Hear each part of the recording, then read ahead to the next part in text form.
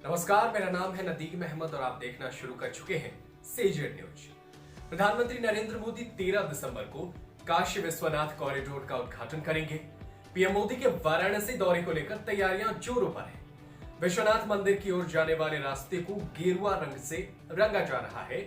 इसी के चलते एक मस्जिद का रंग भी गेरुआ कर दिया गया है, जिसे लेकर मुस्लिम समुदायों में नाराजगी देखने को मिल रही है।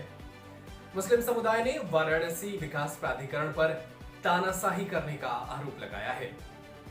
वाराणसी प्राधिकरण जहां एक रूपता लाने का दावा कर रहा है, तो वहीं कई लोगों का आरोप है कि उनसे पूछे बगैर ही इमारत को रंग दिया जा रहा है।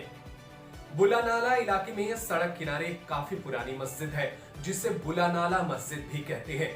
इसका रंग सफेद था। आरोप है कि प्राधिकरण ने सफेद रंग पर हल्का गेरुआ रंग रातों रात पेंट कर दिया। इससे मस्जिद से जुड़े लोगों में काफी रोष है और वो इसे मनमाना और तानाशाही रवैया करार दे रहे हैं। मस्जिद की देखरेख करने वाली अंजुमन इंतजामिया मस्जिद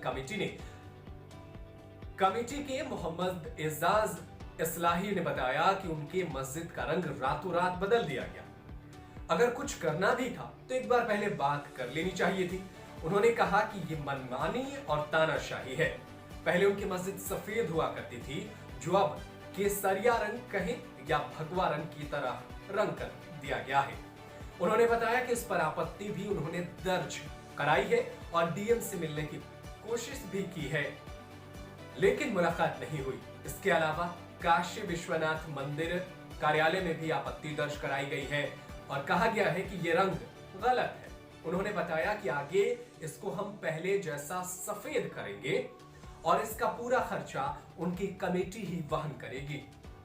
जो नुकसान होगा वो खुद भरना पड़ेगा। उन्होंने कहा कि इस नुकसान को लेकर के वो काफी गमज़दा है और वो सरकार से मांग करते हैं इस तरीके की कार्रवाई और कारस्तानी को लेकर उन लोगों ने बहुत नाराजगी दर्ज की है, लेकिन माहौल कुछ ऐसा है कि बोला नहीं जा सकता।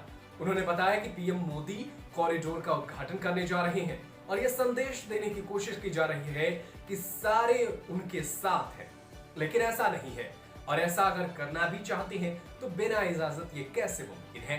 वहीं अंजुमन इंतजामिया मस्जिद कमेटी की ज्वाइंट सेक्रेटरी सैयद मोहम्मद यासीन ने भी अपनी कड़ी आपत्ति दर्ज कराते हुए बताया कि रातों रात मस्जिद का रंग बदल दिया गया। उन्होंने आरोप लगाया कि साजिश के तहत रंग बदला गया है।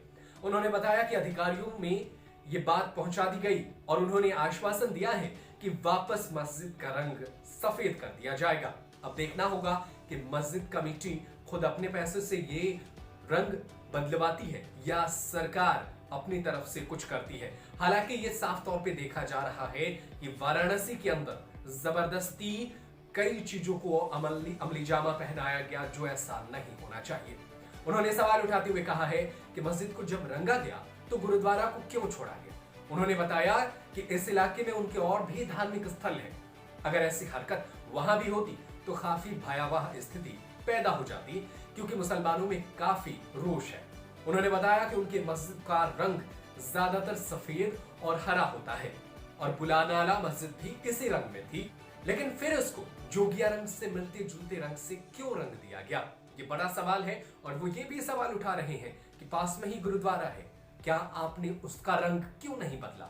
अब देखना होगा कि सरकार की तरफ से इस पर क्या जवाब आता है। लेकिन आगे बढ़ते हैं और आगे इससे जुड़ी तमाम बातों को आप तक विस्तार से पहुंचाते हैं। इलाके के एक दुकानदार धीरज अग्रवाल ने बताया कि उनकी दुकान को भी मनमाने ढंग से रंग दिया गया है। प्रदेश की हालत वैसे ही है जैसे कि जिसकी लाठी उसकी भैंस जैसी है। उन्होंने यह भी आरोप लगाया कि जानबूझकर बनारस के माहौल को खराब करने की कोशिश की जा रही है और एक वर्ग को अवहेलित किया जा रहा है, क्योंकि मस्जिद पर भी रंग रोगन कर दिया गया है। उन्होंने आगे पूछा कि क्या भाजपा वाले विश्वनाथ कॉरिडोर को भी इसी रंग में रंग देंगे। उन्होंने कहा कि अगर ऐसा ही चलता रहा तो आने वाली सरकार अपने मन मुताबिक हरा और नीला रंग करा देगी। तब अभी के सरकार के बैठे लोग सड़क पर उतर जाएंगे। ये बड़ा सवाल है, क्योंकि अगर एक गैर मुस्लिम भी इस तरीके के कार्यों से खुश नहीं है तो आप समझ सकते हैं कि बनारस का माहौल कैसा बनाया जा रहा है। प्रयोग को मैदागिन इलाके से लेकर गुदौलिया इलाके तक किया जा रहा है। इससे सुंदरता और एकरूपता दी जाएगी, ऐसी बातें बताई जा रही है। उन्होंने बताया कि इस रंग रोगन को कराने के पीछे यह सोच थी कि बनारस की ज्यादातर इमारतें बलुआ पत्थर से बनी हुई हैं, जिसका रंग हल्का पिंक जैसा होता है। तो उसी थीम को लेकर वाराणसी विकास प्राधिकरण काम भी कर रहा है। अब बताइए, जिसका बलुआ पत्थर से घर होगा उसको ये पूरा भगवा कर देंगे, ऐसी कुछ चल रही है बनारस में। मस्जिद में रंग रोगन पर आपत्ति होने के सवाल के जवाब में उन्होंने कहा कि अभी उनके पास ऐसी कोई आपत्ति नहीं आई है, और वैसे भी काशी सहिष्णुता और सर्वधर्म का भी संदेश देती है। काशी तो देती है, क्या वहां की सरकार यह संदेश देती है, ये बड़ा सवाल है। कहा जा रहा है कि हरा रंग भी किसी धर्म से नहीं जुड़ा हुआ है, ये बनारस की थीम पर आधारित है, क्योंकि बनारस में ज्यादातर जगहों पर रेड स्टोन लगा हुआ है और इसीलिए इस तरीके के कार्य को अंजाम दिया जा रहा है और इसी थीम को आगे बढ़ाया जा रहा है। जरा सोचिए, अगर आपका भगवा रंग इतना पसंदीदा बन गया है कि आप किसी भी घर को भगवा रंग में रंग देंगे, ये बड़ा सवाल है। और इसलिए दुनिया की अंतर्राष्ट्रीय मीडिया ये समय समय पर सवाल उठाते रहे हैं कि हिंदुस्तान के अंदर अल्पसंख्यकों पर जुल्म बढ़ता जा रहा है। क्या कहना है आपका इस पूरे मुद्दे पर, हमें कमेंट करके जरूर बताइएगा। फिलहाल इस एपिसोड में इतना ही।